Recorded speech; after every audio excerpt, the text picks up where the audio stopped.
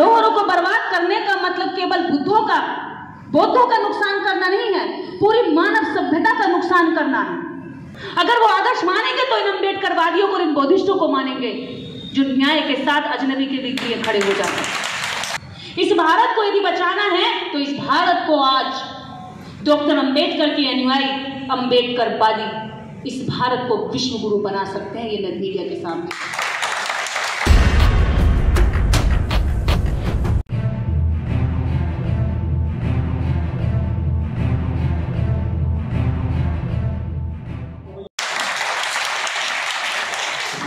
वो अपनी केवल जुबान से, वाणी से, उन पे कोई रिसोर्सेज नहीं है, उन पर खर्चा करने के लिए कोई आईटी सेल नहीं है, उनके पास कोई एक्सपर्ट नहीं है। ये अम्बेडकरवादियों को ट्रेनिंग देने वाला कुछ भी कोई संसाधन, कोई एकेडमी नहीं है। उसके बावजूद ये खुद से ट्रेन होते हैं।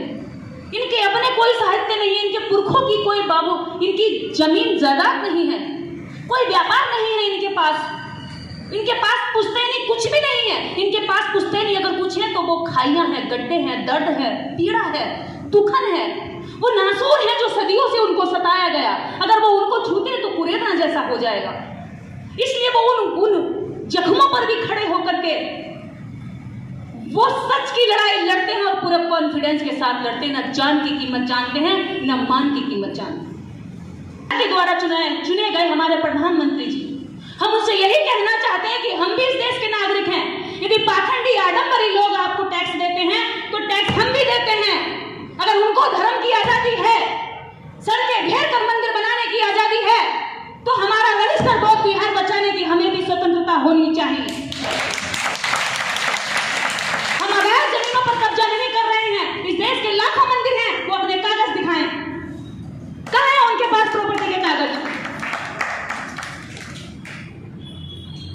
हर साल लाखों मंदिर होते हैं, छोटे गांव से लेकर के बड़े शहर, कस्बों और मेट्रो सिटीज में बन जाते हैं। छतों तक पे मंदिर बना रखे हैं। सरकारी जमीनों पर कब्जा करके मंदिर बनाए हैं, ग्राम सभाओं की जमीन पर कब्जा करके मंदिर बनाए हैं, गरीबों की, हमारे लोगों की जमीनों पर कब्जा करके मंदिर बनाए हैं। कहां है उनके मंदिरों के कागज? पहले अपने कागज दिखाइए, फिर हमसे कागज मांगिए। इस देश के असली जो वास्तव में धार्मिक लोग हैं, जिन्होंने धर्म को धारण किया है, का या पाखंड का या नाटक का विषय नहीं है, धर्म धारण करने का विषय है। और धर्म को धारण करने वाले इस देश में एक्चुअल लोग केवल बौद्धिस्ट हैं, जिनके आचरण और व्यवहार में भी दिखता है। वो सड़कों पर नंगा नाच नहीं करते, वो सड़कों पर तलवारें लहरा कर किसी से जबरदस्ती नहीं कहते चल बोल जय श्री राम, चल बोल बजरंगबली की जय। नहीं, वो शांति से, डिसिप्लिन के साथ अपने मार्ग पर चलते हैं। आप बौद्ध भिक्षु को देखिएगा और नांगे बाबा को देखिएगा। एक बौद्ध भिक्षु जिस लाइन पर चलेगा, सारे बौद्ध भिक्षु पीछे पीछे उसी लाइन पर चलेंगे। लाइन टूट नहीं सकती। अगर रास्ते में कोई उनको चोट पहुंचा रहेगा तो बदले में वो उसको धक्का नहीं मारेंगे, अपना रास्ता टेढ़ा कर लेंगे। लेकिन वही उस धर्म का जो आज हमारे लोगों को गुलाम बना कर हम पर कहता है कि तुम चंद मुट्ठी भर लोग हमारा क्या करोगे, तुम उखाड़ कर फेंक देंगे। अरे तुम हजारों वर्षों से उखाड़ कर फेंक रहे हो, फिर भी ये सच ऐसा है कि जमीन से बार बार सर उठाता है। सच को दबाया जा सकता है, सच को डराया जा सकता है, धमकाया जा सकता है, परेशान किया जा सकता है, किनारे किया जा सकता है, लेकिन खत्म नहीं किया जा सकता। आज भारत की सरकारें झूठ के साथ हमारे भावनाओं से खेल रही हैं। इस भारत के अंदर सच बोलने वाले लोगों की, बौद्धिस्टों की भावनाओं की कोई कदर नहीं है। हम इस देश के बौद्धिस्ट इस विश्व स्तर पर मांग करते हैं कि जितने भी विश्व में बौद्धिस्ट हैं वो हमारी इस पीड़ा को समझें, सुने कि इस भारत में हम जब बुद्ध की बात करते हैं, शांति की बात करते हैं, तब हमें रक्तपात का खतरा दिखाया जाता है, तब हमें हमारी जमीनें, हमारे बौद्ध विहार छीनने का डर दिखाया जाता है। एक बौद्ध विहार नहीं है, अंबेडकर भवन के नाम से लाखों गांव में ग्राम सभा की जमीनों को सामुदायिक भवन बनाकर छीन लिया गया। आज हमारे लोग उनमें बैठ भी नहीं सकते। जब उनमें घर जम रही थी, किसी काम के नहीं थे, तो वो अंबेडकर भवन थे।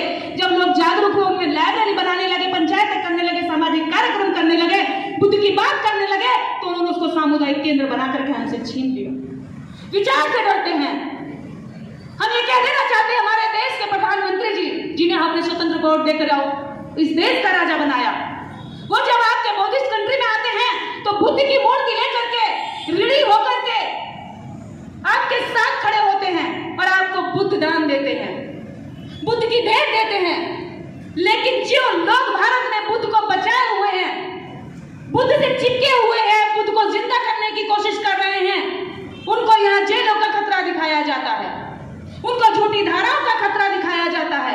यहाँ ऐसा कोई भी बुद्धिस्ट व्यक्ति नहीं जो सच में काम कर रहा हो। हम इस दुनिया के समस्त बुद्धिस्ट कंट्री से ये बात बता देना चाहते हैं कि भारत के बौद्धों की स्थिति बहुत बुरी है। इस देश का अल्पसंख्यक हिंदू 3% हमारे सर पर तांडव करता है, हमारी जनता को गुमराह करता है, पाखंड का बोलबाला बजाता है, बड़े बड़े प्रचार और देश का टैक्स का जो पैसा है उससे धर्म का प्रचार करता है, नए नए बाबाओं को तैयार करता है, लेकिन इस देश में अस्पताल तैयार नहीं करता है। बुद्ध की मूर्ति तुम्हें बाहर विदेशों में लेकर आता है, लेकिन भारत में तुड़वाता है, उनके खिलाफ काम करता है। यह हम बौद्धिस्टों की और अम्बेडकरवादियों का दर्द है इस भारत में, जो शायद विश्व स्तर पर नहीं पहुंच पाया, क्योंकि इस देश की स्ट्रीम मीडिया पूरी तरीके से ढोंगी है। वो कल दिखा रही है कि एक महिला 3 बार मर चुकी और दावा कर रही कि मैंने 3 बार स्वर्ग देखा है, लेकिन एक बार भी नहीं दिखा रही है कि सेल्फी का जमाना है, हर हाथ में मोबाइल है। जब वो मरी तो स्वर्ग की फोटो क्यों नहीं खींच कर लाई? क्यों नहीं खींच के लाई? तुम्हें इतना बड़ा झूठ बोलने के लिए दबाव क्यों बनाना पड़ रहा है? सेल्फी खींच कर लाती और हम मान लेते। आज जब हम लोगों ने दुनिया को ये बताना शुरू किया कि ऊपर कुछ नहीं है, जीवन एक ही है और यही है सब कुछ, यही अच्छा करना है और यही लोगों का कल्याण करना है, यही अपने जीवन को सार्थक बनाना है, तो वो जोर दे रहे हैं कि नहीं, यहाँ तो जो हो रहा है होने दो, आंखों से देखो, आदमी पिट रहा है बोलो मत, महिला के साथ गलत हो रहा है बोलो मत, स्वर्ग ऊपर है। लेकिन अम्बेडकरवादी कहता है कि नीचे है सब कुछ। और मैं तो ये मानती हूं अगर स्वर्ग होगा भी, मेरे कॉन्सेप्ट में, बाबा साहब के कॉन्सेप्ट में कहीं स्वर्ग नहीं है, कहीं नर्क नहीं है। अगर स्वर्ग होगा भी तो मैं दावे के साथ कहती हूँ, जिन्होंने यहाँ पर हमारे हाथ में अच्छा खाना नहीं आने दिया, अच्छे कपड़े नहीं आने दिए, अच्छा चप्पल नहीं आने दिया, अच्छे मकान दुकान नहीं आने दिए, वो हमें स्वर्ग की अप्सराओं से अच्छी दारू क्या पीने देंगे? वो तो व्यसन है, वो तो शौक मौज है, वो क्या हमें करने देंगे? वो क्या हमारे लोगों को करने देंगे? वो अप्सराओं से हमें खाना खिलवाएंगे जो यहाँ पर हमें मरे हुए जानवरों की आंत और भी खाने के लिए धक्का मारते थे। कैसे हम लोग कितने भोले हैं कि हमें वहां स्वर्ग मिलेगा? अरे इस जीवन में स्वर्ग का सारा रास्ता संविधान से बाबा साहब अम्बेडकर खोल के गए, उसको हमें पढ़ना पड़ेगा। और अगर मोक्ष की प्राप्ति करनी है तो वो सच्चा मोक्ष भी बुद्धा बताकर गए, निर्वाण प्राप्ति। आपके पास विश्व के 2 महान विभूति और 2 शख्स हैं जिनको आप शिक्षित नहीं होना चाहते, जिनके विचारों से, और वो शिक्षित होकर उनको दबाने का काम कर रहे हैं। मैं देश के समस्त अम्बेडकरवादियों से कह देना चाहती हूँ कि इस बौद्ध विहार को हम बचाएंगे और अपनी आखिरी सांस तक बचाएंगे। आज भी बुद्धिस्टों ने यहाँ मंच से कहा है कि हम बेईमानी नहीं करेंगे, जितना पैसा उस समय का बनता था हम उसका वो पैसा देने तक के लिए तैयार हैं। हम हिंसा करने वाले लोग नहीं हैं और हम प्रेम से, करुणा से अपने हक को लेंगे, हम किसी के साथ कुछ गलत नहीं करेंगे। इसी संदेश के साथ इस देश में चमार इतने जागरूक हैं कि अगर वो मानवता की कोई बात करेगा तो वो चमार हो जाएगा, बुद्ध के मार्ग की बात करेगा तो वो चमार हो जाएगा। नहीं जानते कि मेरी जाति क्या है, मेरे करीबी लोगों को भी नहीं पता है।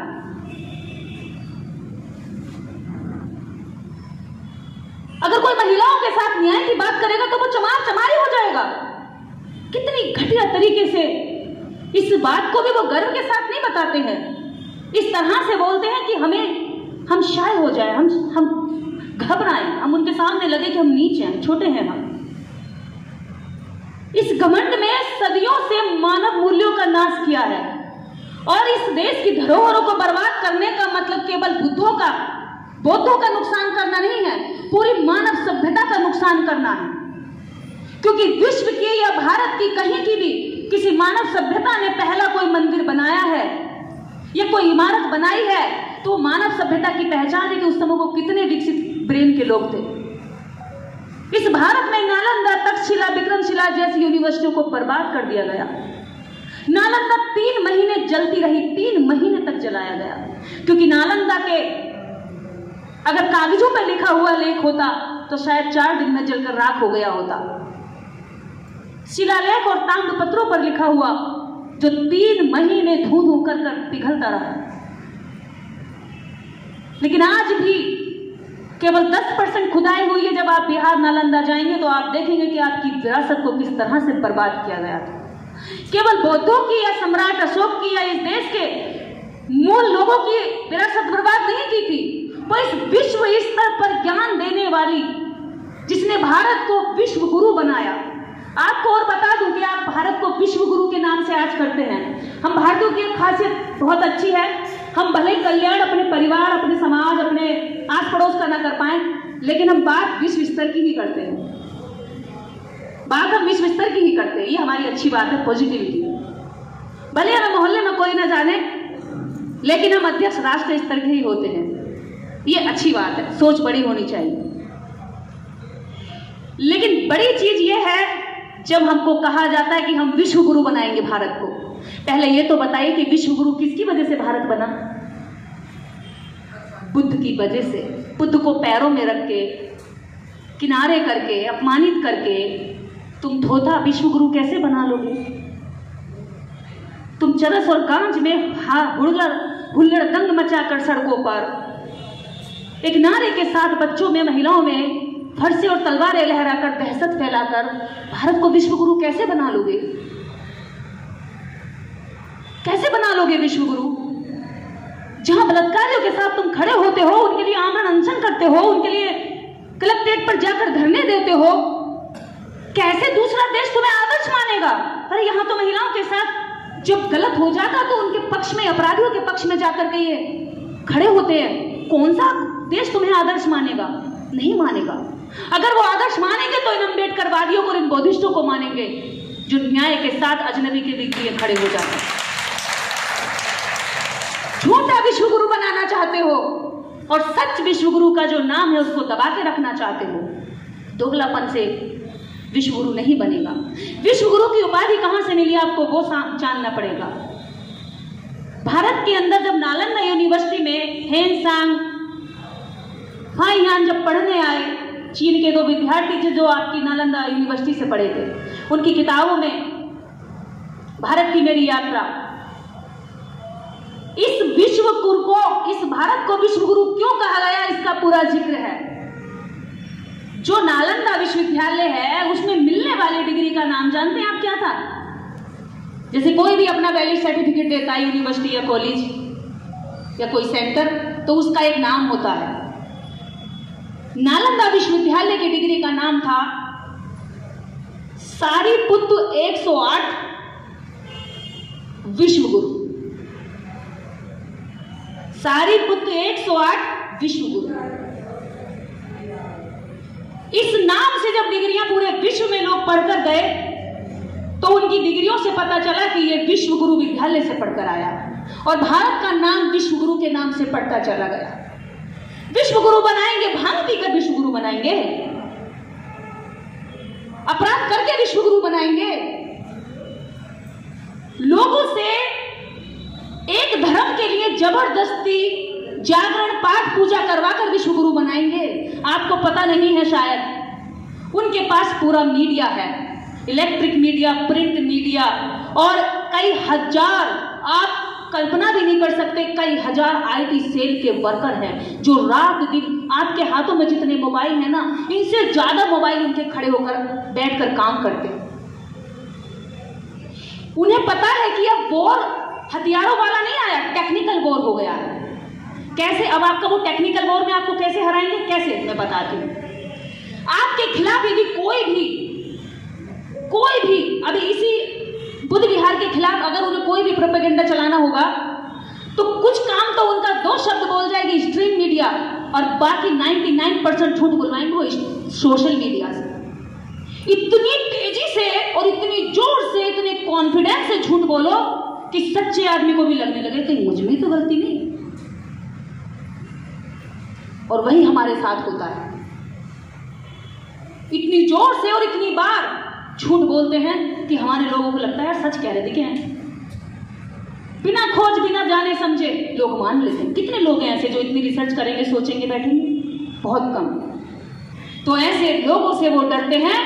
आपसे कहा जाएगा कि देश खतरे में है, मुसलमान बहुत बच्चे पैदा कर रहे हैं, पूरे देश को काबू में कर लेंगे।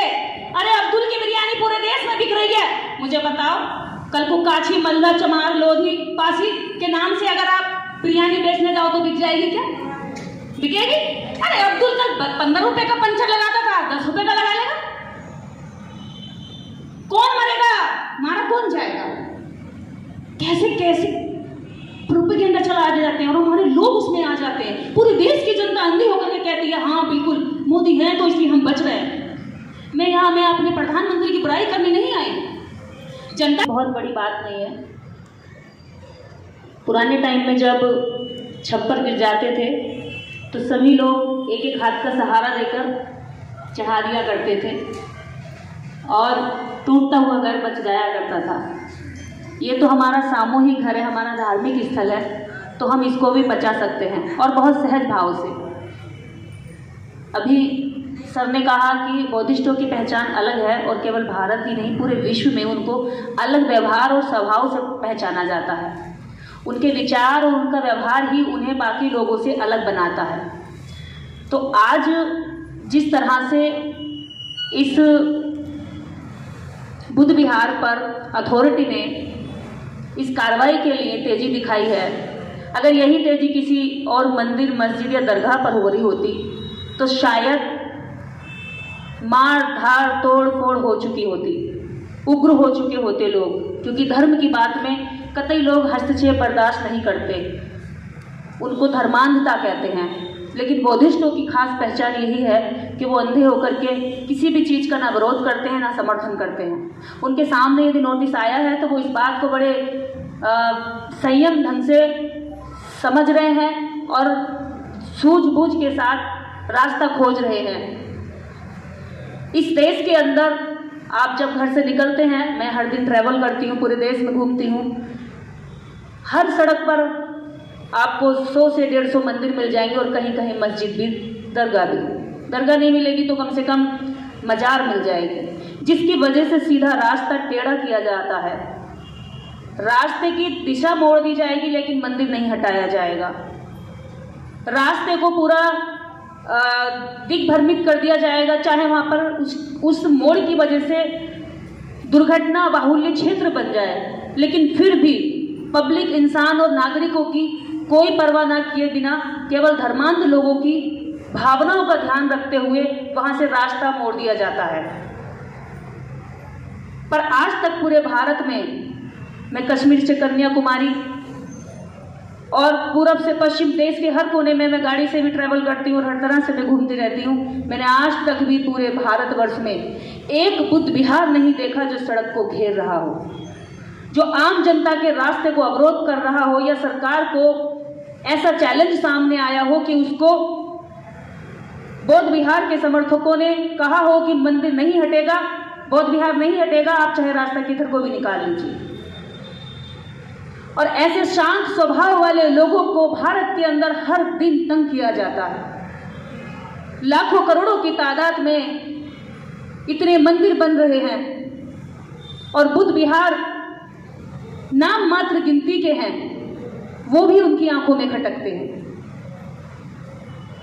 सेम वैसे ही जैसे एक बुद्ध को खत्म करने के लिए 33 करोड़ की गणना की गई, वैसे ही बुद्ध विहारों को या तो छीन लिया गया, नहीं छीन पाए तो उनका देवीकरण कर दिया गया, भ्रमित कर दिया गया, भ्रम फैला दिया गया कि वो विष्णु है या बुद्ध है, वो कौन सी देवी है, वो कौन सा बुद्ध है। उनकी कलाकृति नहीं मिटा पाए तो उनके ऊपर सिंदूर लगा दिया, चुनरी पहना दी, ऊपर से नीचे तक नेल पेंट लगा दी, मुंह में लड्डू ठूस दिया ताकि लगे कि हाँ भगवान ही है। बुद्ध तो कुछ खाता नहीं है, भगवान वाले खिलाते।